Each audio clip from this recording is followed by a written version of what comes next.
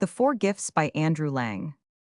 In the old land of Brittany, once called Cornwall, there lived a woman named Barbaik Burhise, who spent all her days in looking after her farm with the help of her niece Tephany early, and late the two might be seen in the fields, or in the dairy milking cows, making butter feeding fowls working hard themselves, and taking care that others worked too. Perhaps it might have been better for Barbaik if she had left herself a little time to rest and to think about other things, for soon she grew to love money for its own sake, and only gave herself and Tephany the food and clothes they absolutely needed. And as for poor people, she positively hated them, and declared that such lazy creatures had no business in the world. Well, this being the sort of person Barbaik was, it is easy to guess at her anger, when one day she found Tephany talking outside the cowhouse to young Denny's, who was nothing more than a day laborer from the village of Plover. Seizing her niece by the arm, she pulled her sharply away, exclaiming, "Are you not ashamed, girl, to waste your time over a man who is as poor as a rat when there are a dozen more who would be only too happy to buy you rings of silver if you would let them?" "Denny's is a good workman, as you know very well," answered Tephany, red with anger, "and he puts by money too, and soon he will be able to take a farm for himself." "PG 300 nonsense," cried Barbaik. "He will never save enough for a farm. Till he is 100, I would sooner see you in your grave than the wife of a man who carries his whole fortune on his back." "What does fortune matter when one is young and strong?" asked Tephany, but her aunt, amazed at such words, would hardly let her finish. "What does fortune matter?" repeated Barbaik in a shocked voice.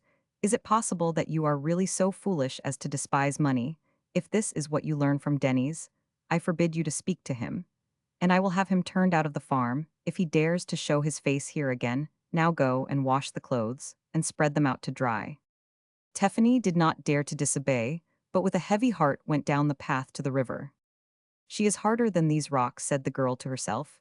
"Yes, 1,000 times harder, for the rain at least can at last wear away the stone, but you might cry forever, and she would never care. Talking to Denny's is the only pleasure I have, and if I am not to see him, I may as well enter a convent." Thinking these thoughts, she reached the bank and began to unfold the large packet of linen that had to be washed. The tap of a stick made her look up, and standing before her, she saw a little old woman whose face was strange to her. "You would like to sit down and rest, Granny?" asked Tephany, pushing aside her bundle. "When the sky is all the roof, you have you rest where you will," replied the old woman in trembling tones. "Are you so lonely, then?" inquired Tephany, full of pity. "Have you no friends who would welcome you into their houses?" The old woman shook her head. "PG 301, they all died long, long ago," she answered, "and the only friends I have are strangers with kind hearts."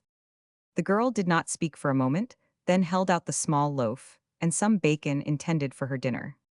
"Take this," she said. "Today, at any rate, you shall dine well," and the old woman took it, gazing at Tephany the while.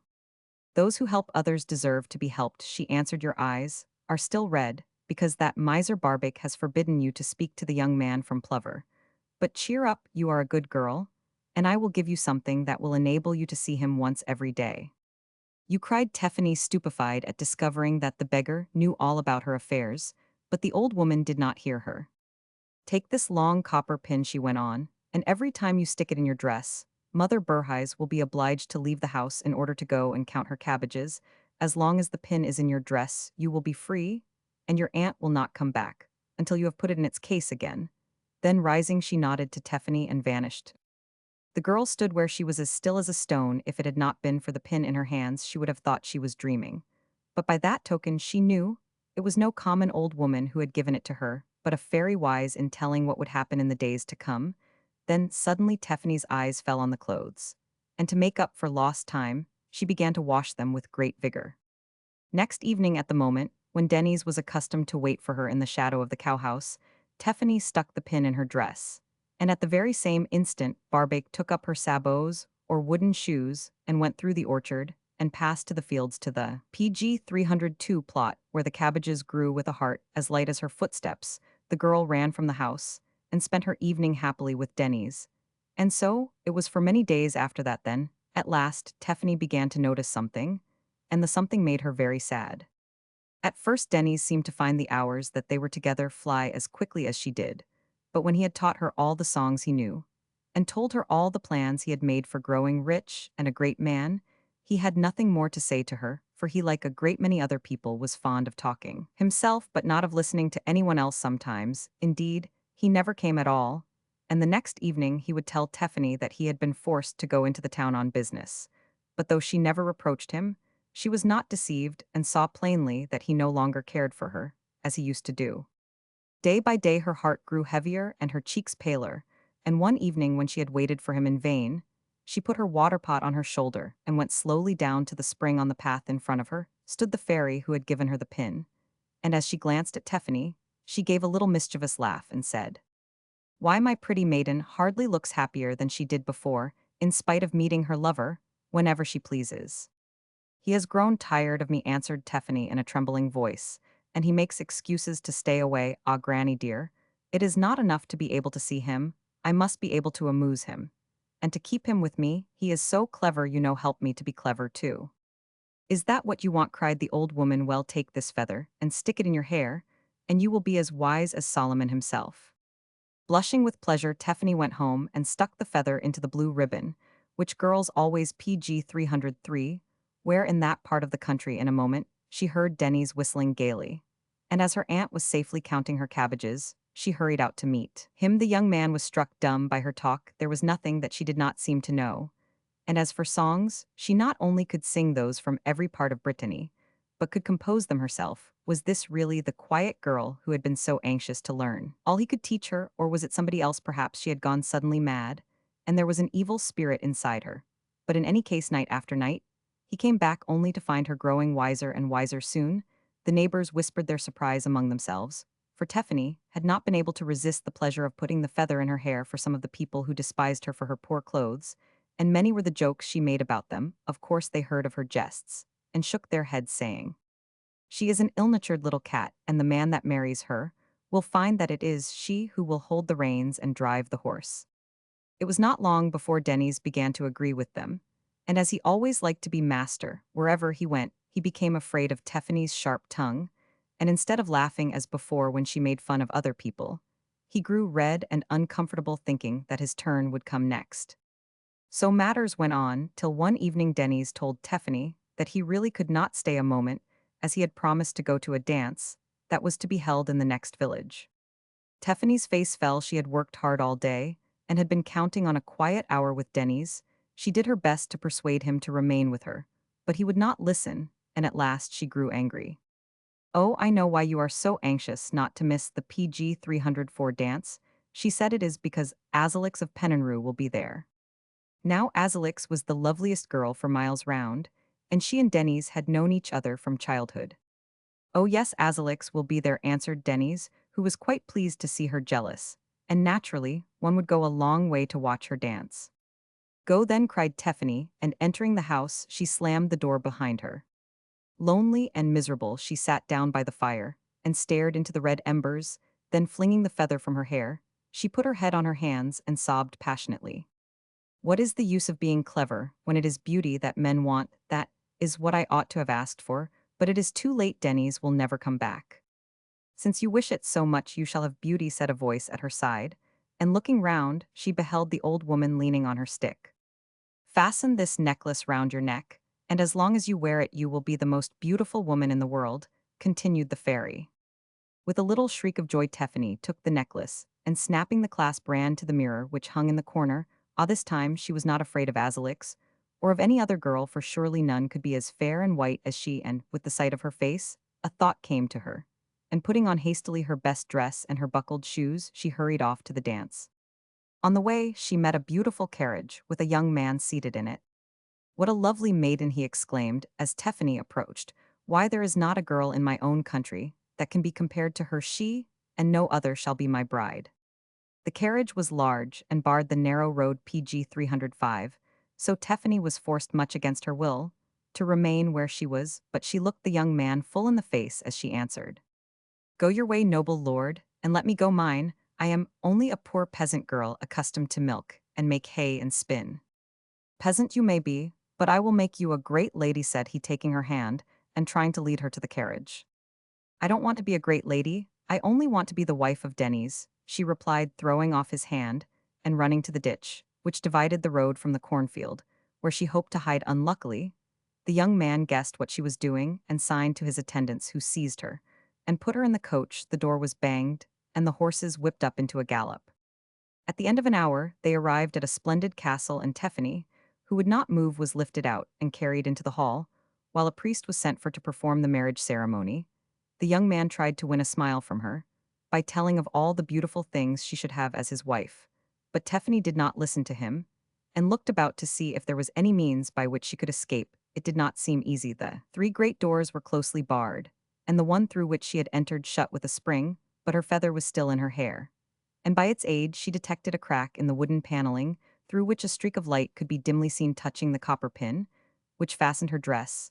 The girl sent every one in the hall to count the cabbages, while she herself passed through the little door, not knowing whither she was going.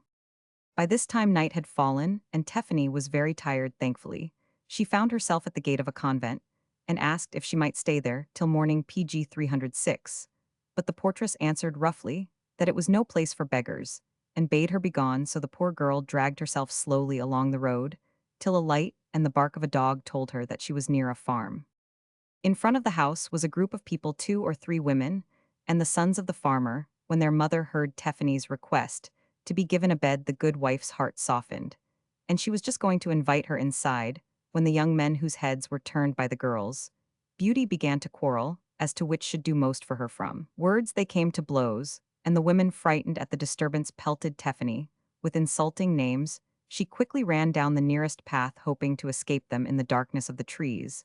But in an instant she heard their footsteps behind her. Wild with fear, her legs trembled under her, when suddenly she bethought herself of her necklace. With a violent effort, she burst the clasp and flung it round the neck of a pig, which was grunting in a ditch. And as she did so, she heard the footsteps cease from pursuing her and run after the pig, for her charm had vanished.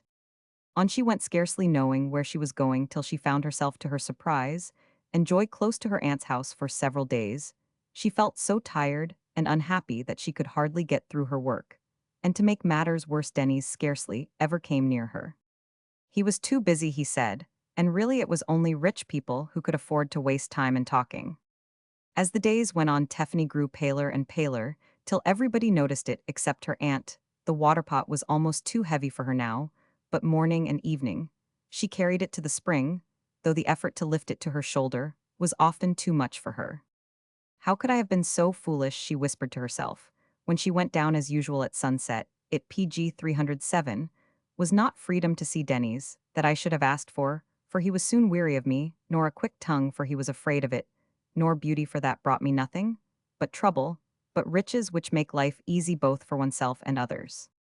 Ah, if I only dared to beg this gift from the fairy, I should be wiser than before and know how to choose better.